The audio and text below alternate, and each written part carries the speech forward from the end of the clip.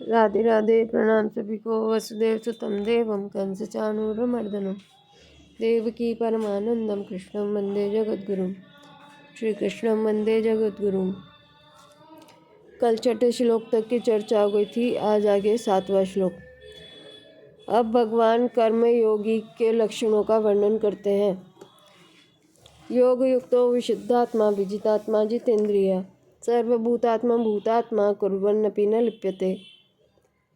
जिसकी इंद्रियां अपने वश में है, जिसका अंतःकरण निर्मल है, जिसका शरीर अपने वश में है और संपूर्ण प्राणियों की आत्मा ही जिसकी आत्मा है, ऐसा कर्मयोगी कर्म करते हुए भी लिप्त नहीं होता। व्याख्या।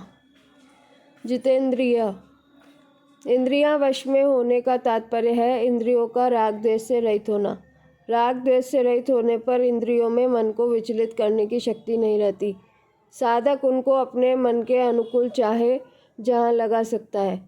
कर्मयोग के साधक के लिए इंद्रियों का वश में होना आवश्यक है। इसलिए भगवान कर्मयोग के प्रकरण में इंद्रियों को वश में करने की बात विशेष रूप से कहते हैं। जैसे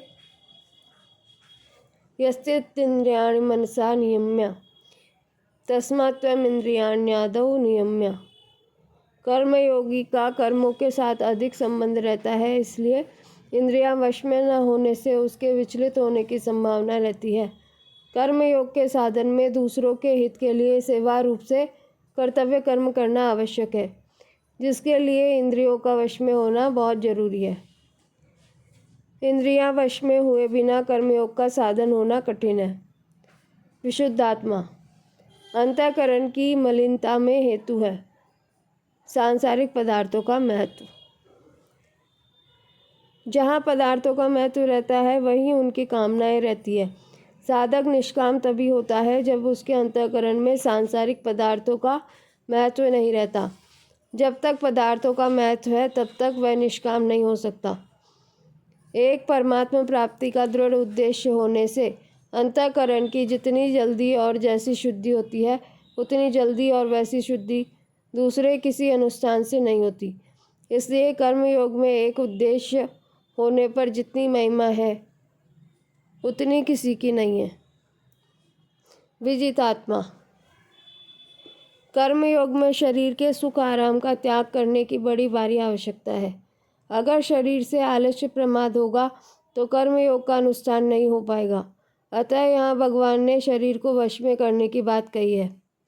सर्वभूतात्मा भूतात्मा कर्मयोगी को संपूर्ण प्राणियों के साथ अपनी एकता का अनुभव हो जाता है। जैसे शरीर के किसी एक अंग में चोट लगने से दूसरा अंग उसकी सेवा करने के लिए सहज भाव से किसी अभिमान के बिना, कृतज्ञता चाहे बिना स्वतः लग जाता है, ऐसे ही कर्मयोगी के द्वारा दूसरों को सुख पहुँचाने की चेष्टा सहज भाव से किसी अभिमान या कामना के बिना, कृतज्ञता चाहे बिना स्वतः होती है। वह सेवा करने के लिए किसी भी प्राणी को अपने से अलग नहीं समझता, सबको अपने ही अंग मानता है। जैसे अपने शरीर में भिन्न भिन्न अवयवों से भिन्न भिन्न व्यवहार होने पर भी सब अवयवों के साथ अपनापन समान रहता है, ऐसे ही कर्मयोगी के द्वारा मर्यादा के अनुसार संसार में यथा योग्य भिन्न भिन्न व्यवहार होने पर भी सबके साथ अपनापन समान रहता है। अपना राग मिटाने के लिए सर्वभूतात्मा भूतात्मा होना अर्थात सब प्राणियों के साथ अपनी एकता मानना बहुत आवश्यक है। कर्मयोगी का स्वभाव है उदारता। सर्वभूतात्मा भूतात्मा हुए बिना उदारता नहीं आती। विशेष बात। क्रिया और पदार्थ के साथ हम निरंतर नहीं रह सकते और वे हमारे साथ निरंतर नहीं रह सकते। कारण यह है कि क्रिया और पदार्थ में निरंतर परिवर्तन होता है, पर हमारे में कभी परिवर्तन नहीं होता। इसलिए क्रिया और पदार्थ निरंतर हमारा त्याग कर रहे हैं। हम भी इनका त्याग करके ही मुक्ति पा सकते हैं, परम शांति पा सकते हैं। इनके साथ रहकर हम मुक्ति परम शांति नहीं पा सकते, क्योंकि इनके साथ रहने का हमारा स्वभाव नहीं है और हमारे साथ रहने का इनका स्वभाव नहीं है। इसलिए क्रिया और पदार्थ को दूसरों की सेवा में लगाना है। दूसरों की सेवा में लगाना हमारी महत्ता नहीं है, प्रत्युत वास्तविकता है। जो वास्तविकता होती है वह सहज होती है, अर्थात उसमें परिश्रम और अभिमान नहीं होता। अवास्तविकता में ही परिश्रम और अभिमान होता है। क्रिया और पदार्थ दूसरों की सेवा में तभी लग सकते हैं जब हमारे में उदारता आ जाए। यहाँ ध्यान देने की बात है कि उदारता हमारा स्वरूप है। इसलिए उदारता में न तो धन खर्च करने की आवश्यकता है और न परिश्रम करने की आवश्यकता है। आवश्यकता केवल इसी बात की है कि हम सुखी को देखकर प्रसन्न हो जाएं और दुखी को देखकर करुणित दयालु हो जाए। हृदय में यह करुणा पैदा हो जाए कि यह सुखी कैसे हो। सुखी को देखकर ऐसा भाव हो जाए कि सभी सुखी हो जाए और दुखी को देखकर ऐसा भाव हो जाए कि कोई दुखी न रहे। भगवान ने भोग और संग्रह को साधन में बाधक बताया है। सुखी को देखकर प्रसन्न होने से भोग भोगने की इच्छा मिट जाती है, क्योंकि भोग भोगने में जो सुख मिलता है वह सुख हमें दूसरों को सुखी देखकर विशेषता से मिल जाएगा, तो हमें भोग भोगने की आवश्यकता नहीं रहेगी। दुखी को देखकर दुखी होने से संग्रह करने की इच्छा मिट जाती है, क्योंकि अपना दुख मिटाने के लिए जिन वस्तुओं का हम संग्रह करते हैं और व्यय करते हैं वे स्वतः दूसरों का दुख दूर करने में लग जाएगी। जैसे अपने पर कोई दुख आने से हम उसे दूर करने की चेष्टा करते हैं, ऐसे ही दूसरों को दुखी देखकर अपनी शक्ति के अनुसार उनका दुख दूर करने की चेष्टा होने लगेगी। प्रसन्नता और करुणा में एक विलक्षण रस है। वह रस क्रिया और पदार्थ से संबंध विच्छेद करके जीव को परमात्म स्वरूप नित्य रस के साथ अभिन्न करा देता है। योग युक्त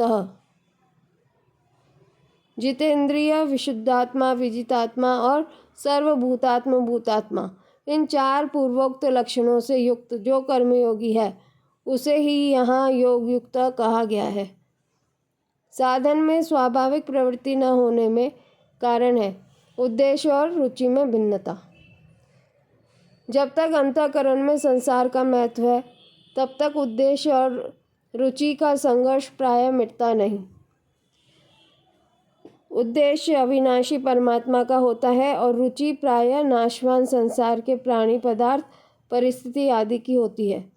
उद्देश्य और रुचि अभिन्न हो जाने पर साधन स्वतः तेजी से होने लगता है। यहाँ योग युक्त पद ऐसे कर्मयोगी के लिए आया है जिसका उद्देश्य और रुचि अभिन्न हो गई है, अर्थात उद्देश्य और रुचि दोनों एक परमात्मा में ही हो गए हैं। उत्पन्न और नष्ट होने वाला फल किंचन मात्र भी न चाहे तभी कर्मयोग होता है।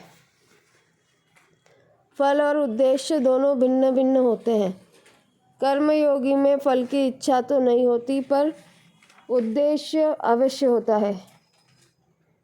कर्मयोगी का उद्देश्य वही होता है जो सबको मिल सकता है और सदा साथ रहता है। जो किसी को मिलता है, किसी को नहीं मिलता और कभी रहता है और कभी नहीं रहता, वह उसका उद्देश्य नहीं होता। परमात्म तत्व किसी कर्म, अभ्यास आदि का फल नहीं है। फल उत्पन्न और नष्ट होने वाला होता है पर परमात्मा नित्य रहते हैं।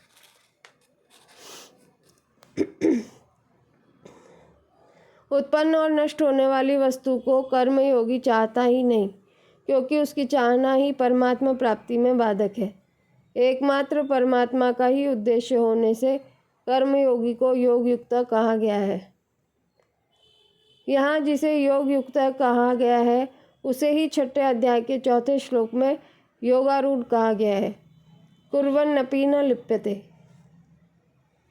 कर्मयोगी कर्म करते हुए भी कर्मों से नहीं बनता।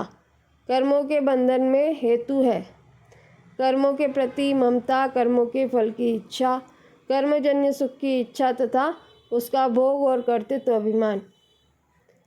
सारांश में कर्मों से कुछ न कुछ पाने की इच्छा ही बंधन में कारण है। किंचन मात्र भी पाने की इच्छा न होने के कारण कर्मयोगी कर्म करते हुए भी उनसे बनता है। कर्मयोगी कर्म करते हुए भी उनसे बनता नहीं, अर्थात उसके कर्म अकर्म हो जाते हैं। सांख्य योगी तो गुणा गुणेषु वर्तन्ते, गुण ही गुणों में बरत रहे हैं ऐसा मानकर कर्मों से नहीं बनता, पर कर्मयोगी परहित के लिए कर्म करते हुए भी कर्मों से नहीं बनता। केवल दूसरों के लिए कर्म किए जाने से उसके कर्म भी गुणा गुणेषु वर्तन्ते की तरह ही हो जाते हैं। यहाँ अपि पद में एक भाव यह भी है कि कर्मयोगी कर्म करते समय तो निर्लिप्त है ही, कर्म न करते समय भी वह निर्लिप्त है। उसका कर्म करने अथवा न करने से कोई प्रयोजन नहीं रहता, वह सदा ही निर्लिप्त रहता है। तात्पर्य है कि सांख्य योगी जड़ता का त्याग करके चिन्मयता के साथ अपनी एकता मानता है और कर्मयोगी अपने कहलाने वाले शरीर, मन, इंद्रियां आदि की संसार के साथ एकता मानता है। अर्थात पदार्थ, शरीर, मन, इंद्रियां आदि को और उनकी क्रियाओं को अपनी नहीं मानता, किंतु उनको संसार की और संसार के लिए ही मानता है। कर्मयोगी जब पदार्थ, मन, बुद्धि आदि को और उनकी क्रियाओं को केवल संसार की ही मानता है तो फिर उनके द्वारा किसी का हित हो गया, किसी को सुख पहुंचा, किसी का उपकार हो गया तो वह मैंने किया, मेरे द्वारा ऐसा हुआ, ऐसा कैसे मान सकता है? नहीं मान सकता। इसलिए वह कर्म करता हुआ भी कर्ता नहीं होता, अर्थात कर्मों से लिप्त नहीं होता। परिशिष्ट भाव। शरीर, इंद्रियां और अंतःकरण से संबंध विच्छेद होने के कारण जब कर्मयोगी को संपूर्ण प्राणियों के साथ अपनी एकता का अनुभव हो जाता है तब कर्म करते हुए भी उसमें कर्तापन नहीं रहता। कर्तापन न रहने से उसके द्वारा होने वाले कर्म बंधनकारक नहीं होते। कर्मों के होने के विषय में कर्मयोगी की बात कहकर अब भगवान आगे के 2 श्लोकों में सांख्य योग के साधनों की बात कहते हैं। नैव किंचित करोमीति युक्तो मन्येत तत्त्ववित्, पश्यन् शृण्वन् स्पृशन् जिघ्नन् नश्यन् गच्छन् स्वपन् श्वसन्, प्रलपन् विसृजन् गृह्णन् उन्मिषन् निमिषन्नपि इंद्रियाणि इंद्रियार्थेषु वर्तन्त इति धारयन्। तत्व को जानने वाला सांख्य योगी देखता हुआ, सुनता हुआ, छूता हुआ, सूंघता हुआ, खाता हुआ, चलता हुआ, ग्रहण करता हुआ, बोलता हुआ, मलमूत्र का त्याग करता हुआ, सोता हुआ, श्वास लेता हुआ तथा आँख खोलता हुआ और मूंदता हुआ भी संपूर्ण इंद्रियों के विषयों में बरत रही है ऐसा समझकर मैं स्वयं कुछ भी नहीं करता हूँ ऐसा माने। व्याख्या। तत्ववित् युक्तः, यहाँ ये पद सांख्य योग के विवेकशील साधक के वाचक है। जो तत्ववित् महापुरुष की तरह निभ्रांत अनुभव करने के लिए तत्पर रहता है उसमें ऐसा विवेक जागृत हो गया है कि जब क्रियाएं प्रकृति में हो रही हैं उन क्रियाओं का मेरे साथ कोई संबंध है ही नहीं। जो अपने में अर्थात स्वरूप में कभी किंचन मात्र भी किसी क्रिया के कर्तापन को नहीं देखता वह तत्ववित् है। उसमें नित्य निरंतर स्वाभाविक ही यह सावधानी रहती है कि स्वरूप में कर्तापन है ही नहीं। प्रकृति के कार्य, शरीर, इंद्रियां, मन, बुद्धि, प्राण आदि के साथ वह कभी भी अपनी एकता स्वीकार नहीं करता, इसलिए इनके द्वारा होने वाली क्रियाओं को वह अपनी क्रियाएं मान ही कैसे सकता है। वास्तव में उपयुक्त स्थिति स्वरूप से सभी मनुष्यों की है, परंतु वे भूल से स्वरूप को क्रियाओं का कर्ता मान लेते हैं। परमात्मा की जिस शक्ति से समष्टि संसार की क्रियाएं हो रही है उसी शक्ति से व्यष्टि शरीर की क्रियाएं भी हो रही है, परंतु समष्टि के ही क्षुद्र अंश व्यष्टि के साथ अपना संबंध मान लेने के कारण मनुष्य व्यष्टि की कुछ क्रियाओं को अपनी क्रियाएं मानने लग जाता है। इस मान्यता को हटाने के लिए ही भगवान कहते हैं कि साधक अपने को कभी कर्ता न माने। जब तक किसी भी अंश में कर्तापन की मान्यता है तब तक वह साधक कहा जाता है। जब अपने में कर्तापन की मान्यता का सर्वथा अभाव होकर अपने स्वरूप का अनुभव हो जाता है तब वह तत्वविद महापुरुष कहा जाता है। जैसे स्वप्न से जागने पर मनुष्य का स्वप्न से बिल्कुल संबंध नहीं रहता, ऐसे ही तत्वविद महापुरुष का शरीर आदि से होने वाली क्रियाओं से बिल्कुल संबंध नहीं रहता। यहाँ तत्वविद वही है जो प्रकृति और पुरुष के विभाग को अर्थात गुण और क्रिया सब प्रकृति में है, प्रकृति से अतीत तत्व में गुण और क्रिया नहीं है, इसको ठीक ठीक जानता है। प्रकृति से अतीत निर्विकार तत्व तो सबका प्रकाशक और आधार है। सबका प्रकाशक होता हुआ भी वह प्रकाश के अंतर्गत ओतप्रोत है।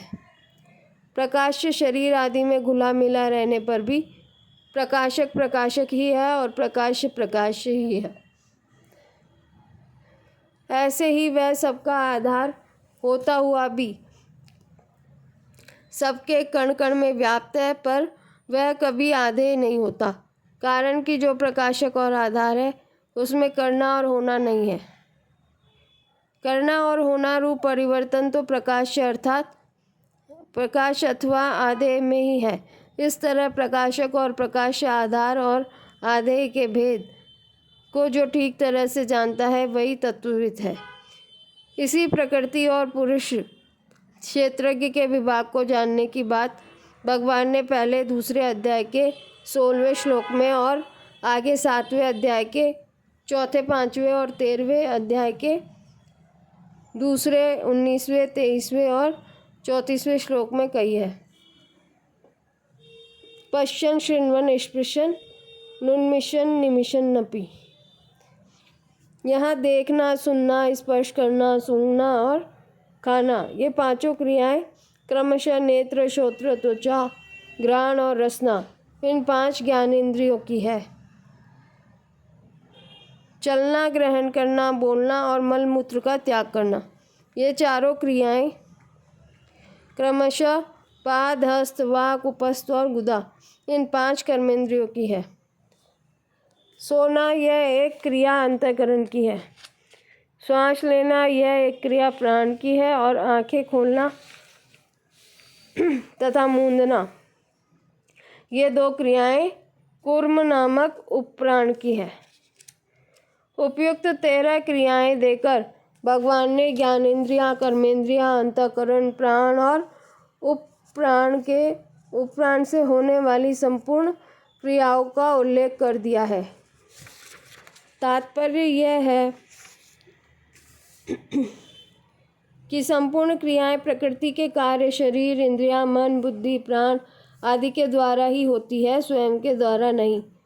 दूसरा एक भाव यह भी प्रतीत होता है कि सांख्य योगी के द्वारा वर्ण, आश्रम, स्वभाव, परिस्थिति आदि के अनुसार शास्त्रविद शरीर निर्वाह की क्रियाएं खान पान, व्यापार करना, उपदेश देना, लिखना, पढ़ना, सुनना, सोचना आदि क्रियाएं न होती हो, ऐसी बात नहीं है। उसके द्वारा ये सब क्रियाएं हो सकती हैं। मनुष्य अपने को उन्हीं क्रियाओं का कर्ता मानता है जिनको वह जानकर अर्थात मन बुद्धि पूर्वक करता है, जैसे पढ़ना, लिखना, सोचना, देखना, भोजन करना आदि। परंतु अनेक क्रियाएं ऐसी होती हैं जिन्हें मनुष्य जानकर नहीं करता, जैसे श्वास का आना जाना, आंखों का खुलना और बंद होना। फिर इन क्रियाओं का कर्ता अपने को न मानने की बात इस श्लोक में कैसे कही गई? इसका उत्तर यह है कि सामान्य रूप से श्वासों का आना जाना आदि क्रियाएं स्वाभाविक होने वाली हैं, किंतु प्राणायाम आदि में मनुष्य श्वास लेना आदि क्रियाएं जानकर करता है। ऐसे ही आंखों को खोलना और बंद करना भी जानकर किया जा सकता है। इसलिए इन क्रियाओं का कर्ता भी अपने को न मानने के लिए कहा गया है। दूसरी बात, जैसे मनुष्य श्वसन, उन्मिषण, निमिषण, श्वास लेना, आंखों को खोलना और मूंदना, इन क्रियाओं को स्वाभाविक मानकर इनमें अपना कर्तापन नहीं मानता, ऐसे ही अन्य क्रियाओं को भी स्वाभाविक मानकर उनमें अपना कर्तापन नहीं मानना चाहिए। यहाँ पश्चन आदि जो 13 क्रियाएं बताई है, इनका बिना किसी आधार के होना संभव नहीं है। ये क्रियाएं जिसके आश्रित होती है, अर्थात इन क्रियाओं का जो आधार है, उसमें कभी कोई क्रिया नहीं होती। ऐसे ही प्रकाशित होने वाली ये संपूर्ण क्रियाएं बिना किसी प्रकाश के सिद्ध नहीं हो सकती। जिस प्रकाश से ये क्रियाएं प्रकाशित होती हैं, जिस प्रकाश के अंतर्गत होती हैं, उस प्रकाश में कभी कोई क्रिया हुई नहीं, होती नहीं, होगी नहीं, हो सकती नहीं और होनी संभव भी नहीं।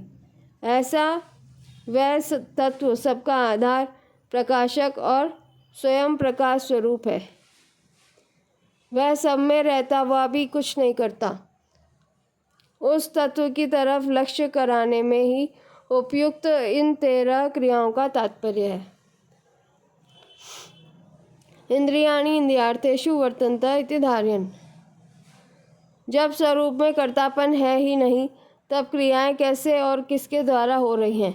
इस प्रश्न का उत्तर देते हुए भगवान उपयुक्त पदों में कहते हैं कि संपूर्ण क्रियाएं इंद्रियों के द्वारा इंद्रियों के विषयों में ही हो रही है। यहाँ भगवान का तात्पर्य इंद्रियों में कर्तृत्व बताने में नहीं है, प्रत्युत स्वरूप को कर्तृत्व रहित बताने में है। ज्ञानेन्द्रियाँ, कर्मेंद्रियाँ, अंतःकरण, प्राण, उपप्राण आदि सबको यहाँ इंद्रियाणी पद के अंतर्गत लिया गया है। इंद्रियों के 5 विषय हैं: शब्द, स्पर्श, रूप, रस और गंध। इन विषयों में ही इंद्रियों का बर्ताव होता है। संपूर्ण इंद्रियां और इंद्रियों के विषय प्रकृति का कार्य है, इसलिए इंद्रियों के द्वारा होने वाली संपूर्ण क्रियाएं प्रकृति में ही हो रही हैं। प्रकृते क्रियमाणानि गुणैः कर्माणि सर्वशः, प्रकृतेव च कर्माणि क्रियमाणानि सर्वशः। गुणों का कार्य होने से इंद्रियों और उनके विषयों को गुण ही कहा जाता है, अतः गुण ही गुणों में बरत रहे हैं। गुणा गुणेषु वर्तन्ते। गुणों के सिवाय दूसरा कोई कर्ता नहीं है। नान्यम गुणेभ्यः कर्तारम् यदा दृष्टानुपश्यति। तात्पर्य यह है कि क्रिया मात्र को चाहे प्रकृति से होने वाली कहें, चाहे प्रकृति के कार्य गुणों के द्वारा होने वाली कहें, चाहे इंद्रियों के द्वारा होने वाली कहें, बात वास्तव में एक ही है। क्रिया का तात्पर्य है परिवर्तन। परिवर्तन रूप क्रिया प्रकृति में ही होती है। स्वरूप में परिवर्तन रूप क्रिया लेश मात्र भी नहीं है। कारण कि प्रकृति निरंतर क्रियाशील है और स्वरूप कर्तापन से रहित है। प्रकृति कभी अक्रिय नहीं हो सकती और स्वरूप में कभी क्रिया नहीं हो सकती। क्रिया मात्र प्रकाश्य है और स्वरूप प्रकाशक है। नैव किंचन करोमीति मन्येत। यहाँ मैं करता नहीं हूँ, इसका तात्पर्य यह नहीं है कि मैं पहले करता था। स्वरूप में कर्तापन न होना, कर्तापन न तो वर्तमान में है, न भूत में था और न भविष्य में रहेगा।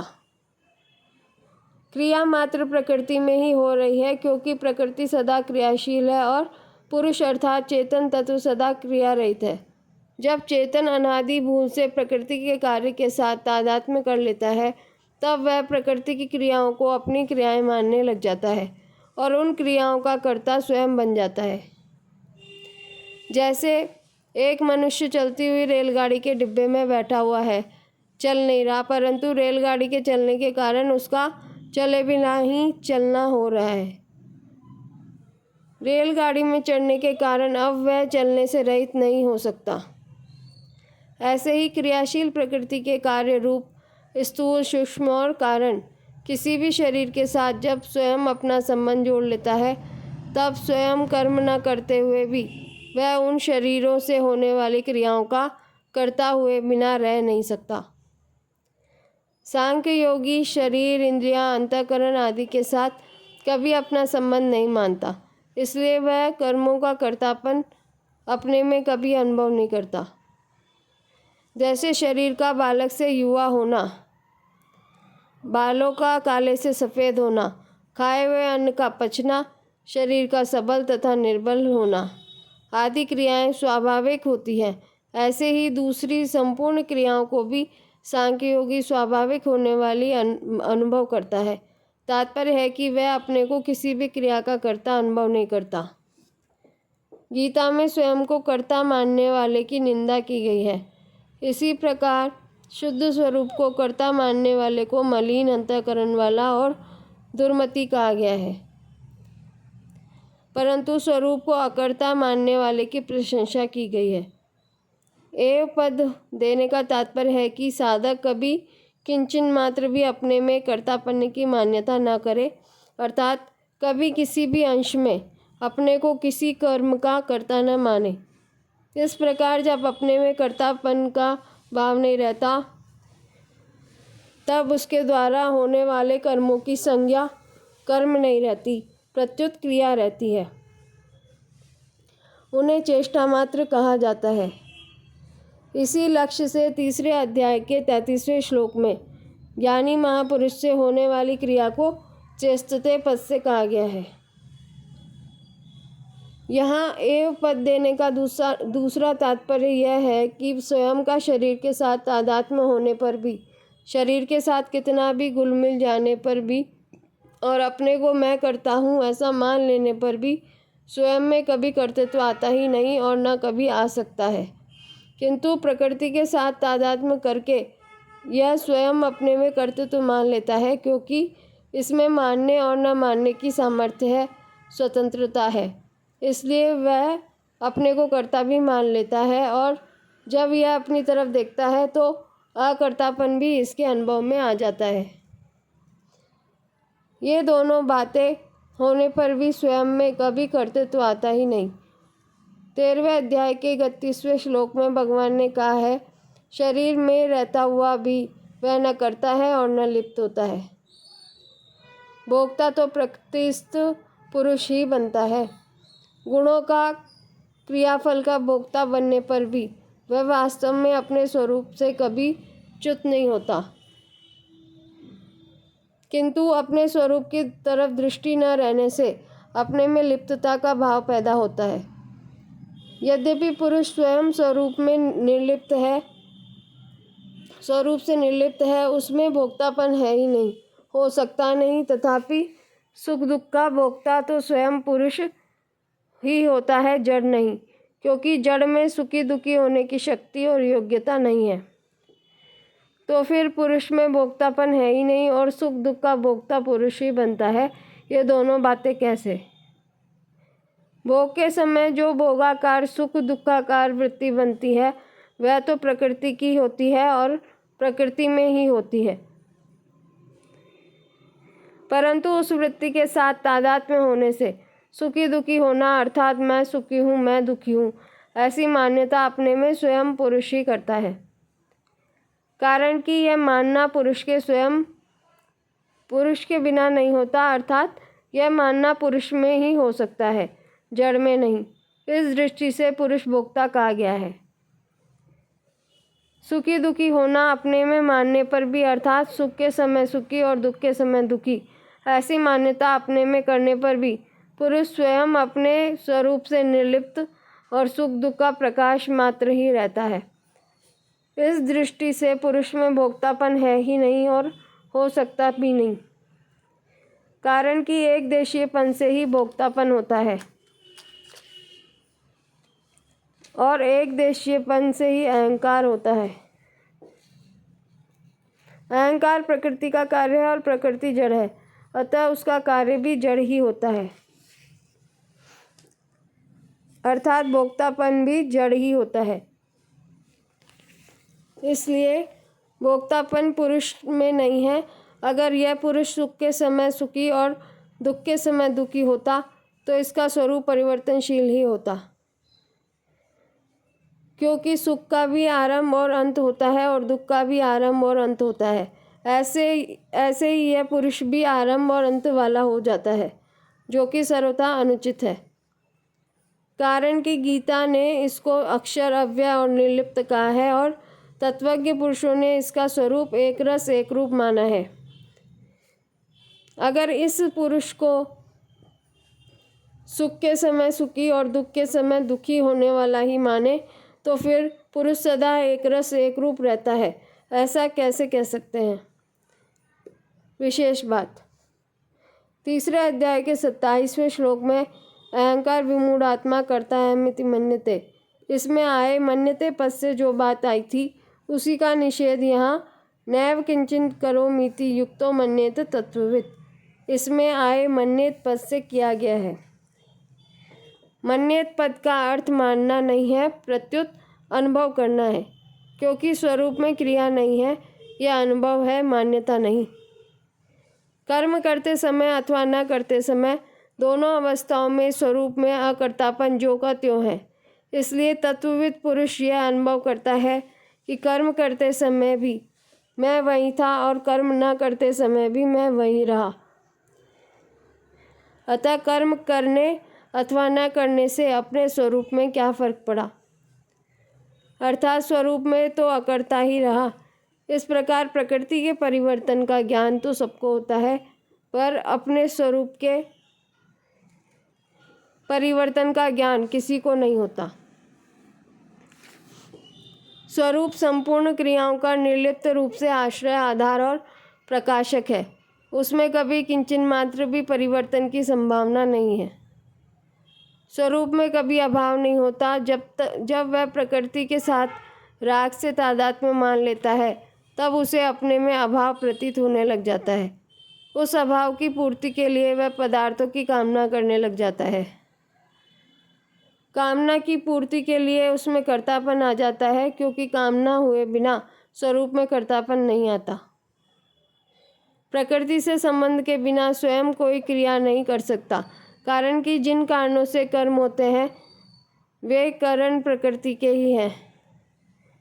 कर्ता करण के अधीन होता है। जैसे कितना ही योग्य सुनार क्यों न हो, पर वह अहरन, हथौड़ा आदि औजारों के बिना कार्य नहीं कर सकता, ऐसे ही कर्ता करणों के बिना कोई क्रिया नहीं कर सकता। इस प्रकार योग्यता, सामर्थ्य और करण ये तीनों प्रकृति में ही हैं और प्रकृति के संबंध में ही अपने में प्रतीत होते हैं। ये तीनों घटते बढ़ते हैं और स्वरूप सदा जो का त्यों रहता है, अतः इनका स्वरूप से संबंध है ही नहीं। कर्तापन प्रकृति के संबंध से है, इसलिए अपने को कर्ता मानना पर धर्म है। स्वरूप में कर्तापन नहीं है, इसलिए अपने को अकर्ता मानना स्वधर्म है। जैसे ब्राह्मण अपने ब्राह्मणपन में निरंतर स्थित रहता है, ऐसे ही तत्वविद अपने अकर्तापन में निरंतर स्थित रहता है। यही नैव किंचन करोमीति युक्तो मन्येत तत्वविद पदों का भाव है। परिशिष्ट भाव। विवेकशील ज्ञान योगी पहले ज्ञानेंद्रिया, कर्मेंद्रिया, अंतःकरण तथा प्राणों से होने वाली क्रियाओं को करते हुए भी मैं स्वयं कुछ भी नहीं करता हूँ ऐसा मानता है। फिर उसको ऐसा अनुभव हो जाता है वास्तव में चिन्मय सत्ता मात्र में न करना है न होना है। स्थूल, सूक्ष्म और कारण शरीर में होने वाली संपूर्ण क्रियाएं प्रकृति में ही होती है, स्वयं में नहीं। अतः स्वयं का किसी भी क्रिया से किंचन मात्र भी संबंध नहीं है। अविवेक पूर्वक अहम को अपना स्वरूप मानने से जो अहंकार विमूढ़ आत्मा हो गया था, वही विवेक पूर्वक अपने को अहम से अलग अनुभव करने पर तत्वविद हो जाता है, अर्थात उसमें कर्तृत्व नहीं रहता। वह निरंतर चिन्मय तत्व में ही स्थित रहता है। अहंकार से मोहित होकर स्वयं ने भूल से अपने को कर्ता मान लिया तो वह कर्मों से तथा उनके फलों से बंध गया और 84 लाख योनियों में चला गया। अब अगर वह अपने को अहम से अलग माने और अपने को कर्ता न माने, अर्थात स्वयं वास्तव में जैसा है वैसा ही अनुभव कर ले, तो उसके तत्वविद होने में आश्चर्य ही क्या। तात्पर्य है कि जो असत्य है वह भी जब सत्य मान लेने से सत्य दिखने लग गया, तो फिर जो वास्तव में सत्य है उसको मान लेने पर वह वैसा ही दिखने लग जाए, तो इसमें क्या आश्चर्य है। वास्तव में स्वयं जिस समय अपने को कर्ता भोक्ता मानता है उस समय भी वह कर्ता भोक्ता नहीं है। शरीरस्थोपि कौन्तेय न करोति न लिप्यते। कारण कि अपना स्वरूप सत्ता मात्र है, सत्ता में अहम नहीं है और अहम की सत्ता नहीं है। अतः मैं करता हूँ यह मान्यता कितनी भी दृढ़ हो है तो भूल को भूल मानते ही भूल मिट जाती है। यह नियम है। किसी गुफा में सैकड़ों वर्षों से अंधकार हो तो प्रकाश करते ही वह तत्काल मिट जाता है। उसके मिटने में अनेक वर्ष महीने नहीं लगते। इसलिए साधक दृढ़ता से यह मान ले कि मैं करता नहीं हूँ, फिर वह मान्यता रूप से नहीं रहेगी, प्रत्युत अनुभव में परिणत हो जाएगी। जड़ चेतन का तादात्म्य होने से मैं का प्रयोग जड़ के लिए भी होता है और चेतन के लिए भी होता है। जैसे मैं करता हूँ, इसमें जड़ की तरफ दृष्टि है, और मैं करता नहीं हूँ, इसमें चेतन की तरफ दृष्टि है।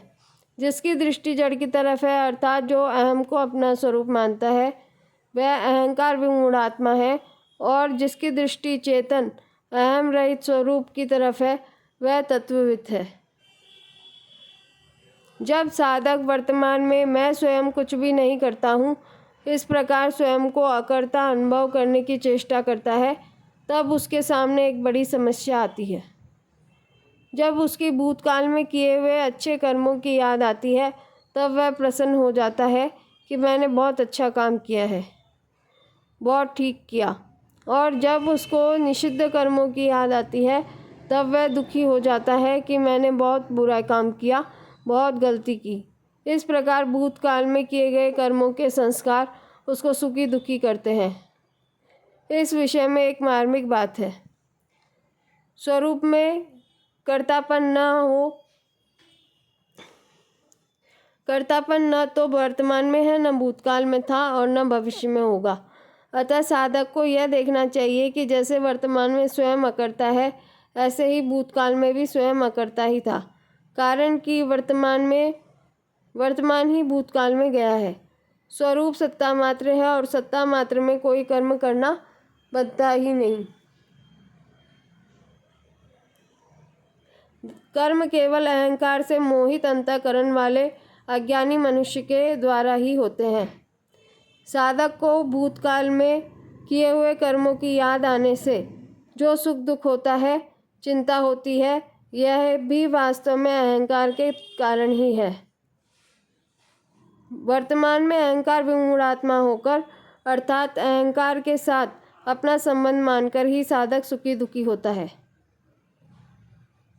स्थूल दृष्टि से देखें तो जैसे अभी भूतकाल का अभाव है, ऐसे ही भूतकाल में किए गए कर्मों का भी यही अभी प्रत्यक्ष अभाव है। सूक्ष्म दृष्टि से देखें तो जैसे भूतकाल में वर्तमान का अभाव था, ऐसे ही भूतकाल का भी अभाव था। इसी तरह वर्तमान में जैसे भूतकाल का अभाव है, ऐसे ही वर्तमान का भी अभाव है। परंतु सत्ता का नित्य निरंतर भाव है। तात्पर्य है कि सत्ता मात्र में भूत, भविष्य और वर्तमान तीनों का ही सर्वथा अभाव है। सत्ता काल से अतीत है, अतः वह किसी भी काल में करता नहीं है। उस कालातीत और अवस्थातीत सत्ता में किसी काल विशेष और अवस्था विशेष को लेकर कर्तृत्व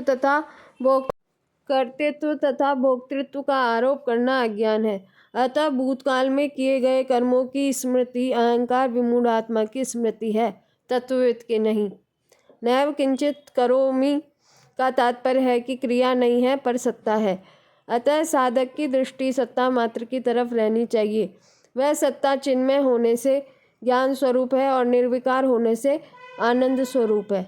यह आनंद अखंड शांत एक रस है।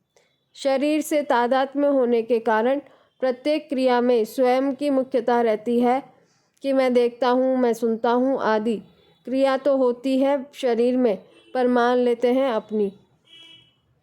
स्वयं में कोई क्रिया नहीं है, वह करने और न करने दोनों से रहित है। इसलिए शरीर के द्वारा क्रिया होने पर भी सत्ता मात्र अपने स्वरूप पर दृष्टि रहनी चाहिए कि मैं कुछ भी नहीं करता हूँ। 7वें श्लोक में कर्मयोगी और 8वें 9वें श्लोकों में सांख्य योगी की कर्मों से निर्लिप्तता बताकर अब भगवान भक्ति योगी की कर्मों से निर्लिप्तता बताते हैं। ब्रह्मण्याधाय कर्माणि संगम त्यक्त्वा करोति यः लिप्यते न स पापेन पद्मपत्रमिवाम्भसा। जो भक्ति योगी संपूर्ण कर्मों को परमात्मा में अर्पण करके और आसक्ति का त्याग करके कर्म करता है, वह जल से कमल के पत्ते की तरह पाप से लिप्त नहीं होता। व्याख्या। ब्रह्मण्याधाय कर्माणि। शरीर, इंद्रियां, मन, बुद्धि, प्राण आदि सब भगवान के ही है, अपने हैं ही नहीं। अतः इनके द्वारा होने वाली क्रियाओं को भक्ति योगी अपने कैसे मान सकता है। इसलिए उसका यह भाव रहता है कि मात्र क्रियाएं भगवान के द्वारा ही हो रही हैं और भगवान के लिए ही हो रही हैं, मैं तो निमित्त मात्र हूँ। भगवान ही अपनी इंद्रियों के द्वारा आप ही संपूर्ण क्रियाएं करते हैं। इस बात को ठीक ठीक धारण करके संपूर्ण क्रियाओं के कर्तापन को भगवान में ही मानना, यही उपयुक्त पदों का अर्थ है। शरीर आदि वस्तुएं अपनी है ही नहीं, प्रत्युत मिली हुई हैं और बिछुड़ रही हैं। ये केवल भगवान के नाते भगवत प्रीत्यर्थ दूसरों की सेवा करने के लिए मिली है। इन वस्तुओं पर हमारा स्वतंत्र अधिकार नहीं है, अर्थात इनको अपने इच्छानुसार न तो रख सकते हैं, न बदल सकते हैं और न मरने पर साथ ही ले जा सकते हैं। इसलिए इन शरीर आदि को तथा इनसे होने वाली क्रियाओं को अपनी मानना ईमानदारी नहीं है। अतः मनुष्य को ईमानदारी के साथ जिसकी ये वस्तुएं हैं उसी की अर्थात भगवान की मान लेनी चाहिए। संपूर्ण क्रियाओं और पदार्थों को कर्मयोगी संसार के, ज्ञान योगी प्रकृति के और भक्ति योगी भगवान के अर्पण करता है। प्रकृति और संसार दोनों के ही स्वामी भगवान है। अतः क्रियाओं और पदार्थों को भगवान के अर्पण करना ही श्रेष्ठ है। संगम त्यक्त्वा करोति यः।